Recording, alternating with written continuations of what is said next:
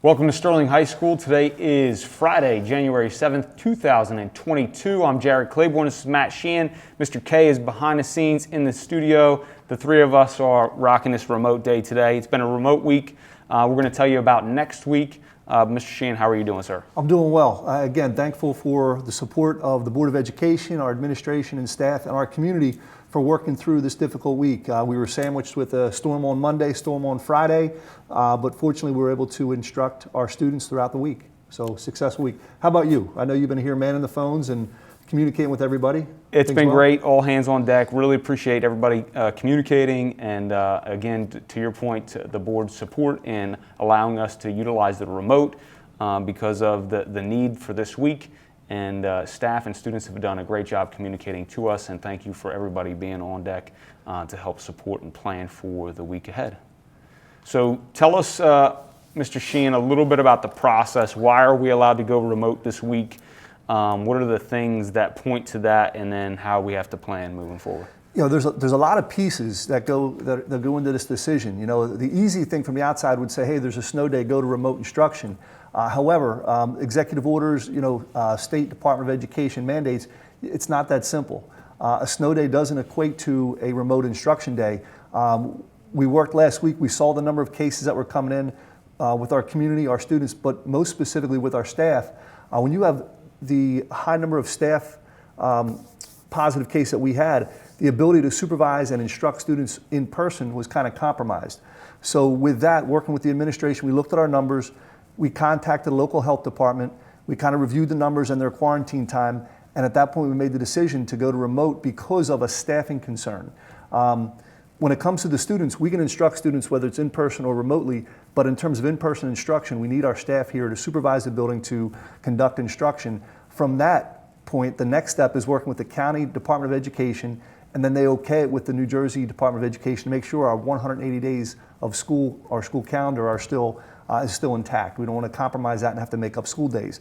So it's a little bit of a process, but we always make the priority staff and student safety and the ability to supervise and instruct students in person. So we were able to pivot to remote for this week. All those days count towards our scheduled days. The challenge we have now is how do we move forward?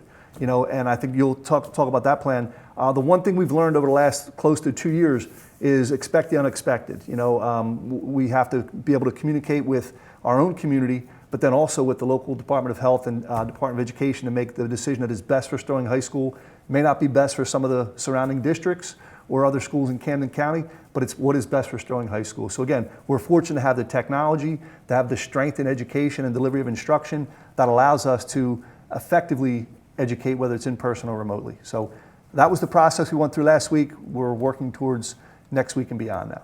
Great. So thank you to our staff and students. Tremendous flexibility to be able to pivot to this remote instruction. Now, you talked about staffing needs. How does that impact athletics then? All right, so people are asking, if you're on remote, how can you participate in athletics as long as your coaches aren't compromised and you have someone here that can coach them and supervise the athletic teams and also the performing arts, groups that we have on campus here, they can continue. So it's not so much the community transmission, it's the ability to supervise. So with that, it's a great outlet, it's a great resource, it's mental health, it's togetherness, it's celebrating. So we were able to maintain an athletic event schedule and also a performing arts schedule this week safely, we hope, and hopefully we can continue forward. If you have an outbreak amongst a group of people that necessitates a stoppage for a little bit, we have to review that very closely as well. So we don't pick and choose. We have to do a very thorough job with close contact tracing. And that's where the communication with students and their parents is very vital. Who you associated with, when were you symptomatic. So it's a complete tracing process that we go through, and we also have to report to the county and to the state. So it's it's not a local decision by any means, but it's a decision that we make as part of a team with the county and the state. So just spending a minute on the close contact tracing, one of the big first questions that we ask is, are you vaccinated, right? Because that's our biggest deterrent against this right now is if you're vaccinated, then you can stay. It allows you to avoid your quarantine. So we have not, as a school, asked students to submit voluntarily their vaccination status. However, if you do come up in a case, whether it's a classroom, on a bus, or on a team where you're a close contact, then in order for you to return, we need to prove your vaccination status. So the recommendation right now is that you have that as a student right now. So parents, I would supply that. And really you can just have whether they keep a copy themselves, they put it on their phone, it can be a picture of it, is a good start. Or if you use that Docket app, or whatever your MyChart app is that they might have on their phone. But the point is if a student has it, that's just a faster transfer of information so that we know and they can continue with their instruction or their activity at the end of the day. All right, the other piece that you mentioned, which I actually just lost my train of thought on. Probably going into next week if I had to think about it. Going into the next week. All right, so I did want to thank maintenance. Maintenance has done a fabulous job, obviously, with keeping our school clean and then also clear with the snow. So today is Friday the 7th, and athletics will be permitted to continue this afternoon as we stand right now. Okay, so next week, we want to plan for next week. So we notified our staff of the potential schedule, and so next week we currently plan to be in person for instruction, and we're going to do a special half-day schedule for students. So I'm going to send that out today along with this message. But I'm going to point you to a PDF document that has the schedule. So it's going to be in-person instruction next week. That'll begin Monday the 10th, where we will have a special half-day schedule. It's going to follow the same time frame that we've done this week. The keys are no lunch periods, no study hall, and then lastly, no early drop-off. So the big goal is to avoid those large group settings, avoid any lunch eating, because that's the place where you have to take the mask off. And we just want to reduce that ability for this virus to transmit during those times. So no lunch. So we're going to follow the same period. So the first question is 3A, 3B. You're only coming in that time if you have a course. Now we only have about 7 3A, 3B courses. So that's like chorus, our ROTC, we have the African American History Studies courses, and a handful of others. Those are the only courses that are going to come. Your entrance is, and your class start is 7:30. Your entrance is going to be 7:25. You can enter at any of the normal entrances.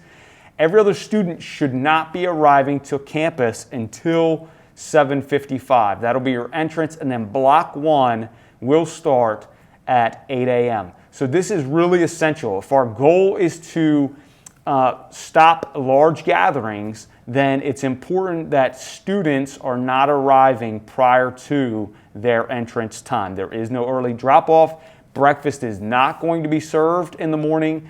We are not going to allow students to go into the cafeteria and gather in a close proximity. We do not have necessarily staffing available to just make sure and supervise that's happening. So that's an important piece. But meals will be served. Okay, so meals will be served. We're going to work very closely with our awesome NutriServe staff, and daily is what's going to happen. So it's going to be like a to-go option at the end of the day.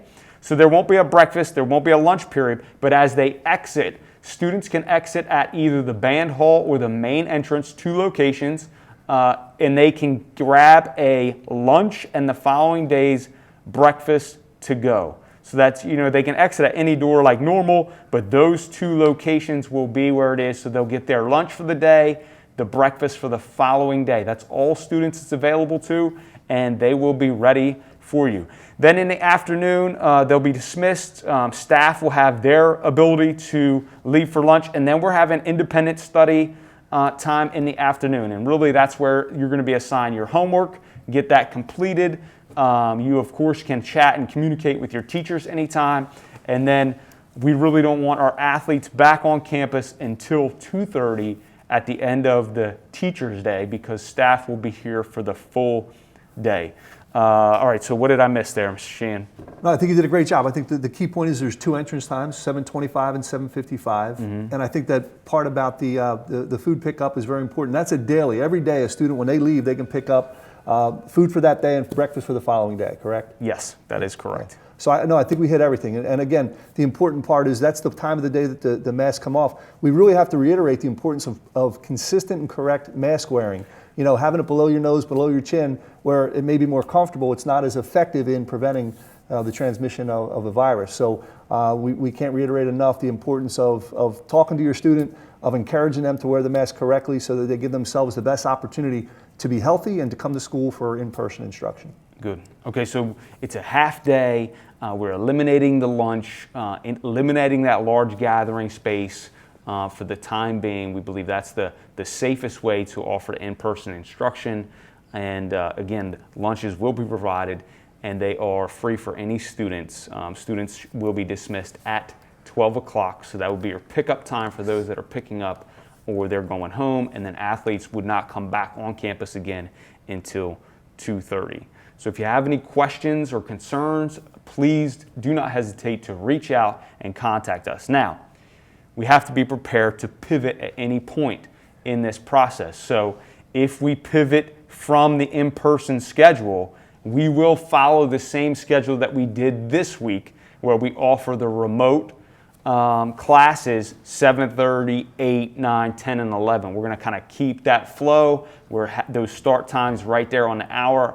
So that would be the plan. We would make that announcement as needed. But right now we're planning next week, the full week, to be in-person, half-day instruction for students. All right, so let me ask you. So this is going to be a question that we're going to get. Can my student opt to stay home next week?